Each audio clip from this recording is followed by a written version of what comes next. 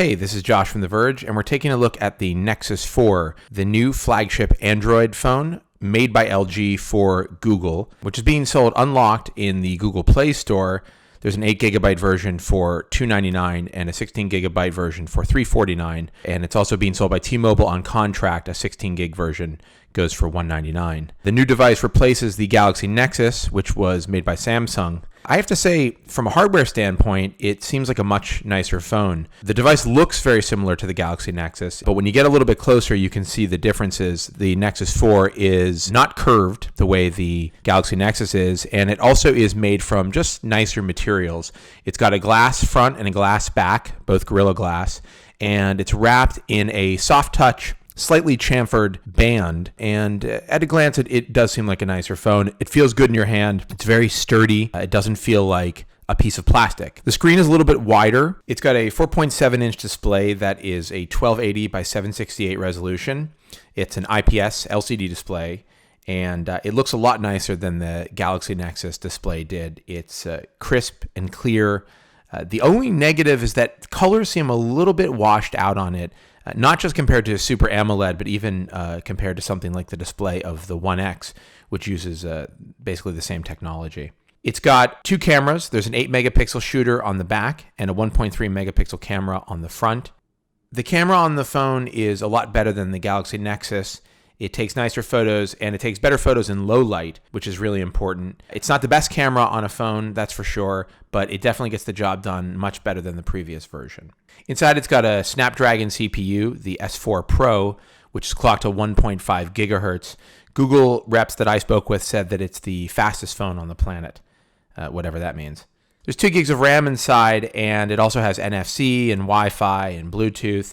Interestingly, it has wireless charging built into it. There's an accessory that Google is selling called the wireless charging orb, and the Nexus 4 can just be placed on it and will charge. The battery inside is a 2100 milliamp lithium battery. It can't be removed, but I have to say battery life was definitely better on this device than on the Galaxy Nexus. As I said, the back of the phone is glass, and of course glass does tend to break, and I accidentally knocked the review device that I was using off of my kitchen table onto the floor beneath it, and it did crack the back of the phone. There's a small hairline crack from the camera out to the edge of the device. You can't really feel it, but it's there, and I think when I was at Google, Andy Rubin had a phone which had a cracked back as well. So that's definitely going to be something we're hearing about with this device, and is kind of a negative. It's a nice looking phone. The design is not a big departure from the last Nexus device, but it definitely seems like a more expensive product. There's some nice attention to detail here as well. For instance, on the back of the phone, there's an almost holographic stipple pattern that you can't see in most light, but once in a while it gets picked up, and it's kind of cool looking. From a spec standpoint, however, I think the most notable thing about this device is that there is no LTE version. Now, that's not a very big deal if you live outside of America, but if you're in the US, where LTE is quite widespread now, it's kind of shocking. Now, in some areas, HSPA Plus is actually quite fast. There are some T-Mobile spots where you can get very fast download speeds, almost equivalent to LTE. But for me, during most of my testing, I was actually testing on AT&T. The fastest I saw was about 5 Mbps down on AT&T's HSPA network, whereas on a Galaxy S3 on their LTE network, I was getting 25 or 30 down, which is quite staggering and quite a staggering difference. The lack of LTE is a huge disappointment, making this not really competitive with the iPhone 5 or the latest crop of Windows Phone devices. As far as software is concerned, this phone is running the newest version of Android, which is Jelly Bean 4.2. It's a dot upgrade from the last version, but there are a handful of really interesting new features. For starters, they've added quick settings to the notification menu, which means you can access your most used settings pretty quickly. You can also get to this menu by using a 2-finger gesture swipe down on the notifications window, which is pretty handy. Google's also introducing gesture typing, which is basically their version of swipe, but it works in conjunction with regular tap typing on the keyboard, and in my testing was pretty good. I don't think the prediction is quite as good as swipe, but it's about 95% as good, which is basically good enough for me. The camera software has been updated significantly. Google has employed a really ingenious gesture-based interface for the camera. It's meant to work with just thumb input, and it allows you to get to pretty much all of the settings for the camera with just a gesture of a single finger. In practice, it works really well. I was able to switch between settings quickly, and it just makes sense. It's actually surprising that it's taken someone this long to come up with an interface like this. There's some other camera updates. It now has HDR mode, and most interestingly, Google has introduced Photosphere, which basically lets you take street view photos anywhere that you are. So you can do a 360-degree shot of anything, and it is pretty fascinating. Google says the files are standard JPEGs with some additional metadata, and that at some point you'll be able to tag Google Maps with your photos and include those photos in Google Maps. So coming soon to Google Maps, street view of your bedroom.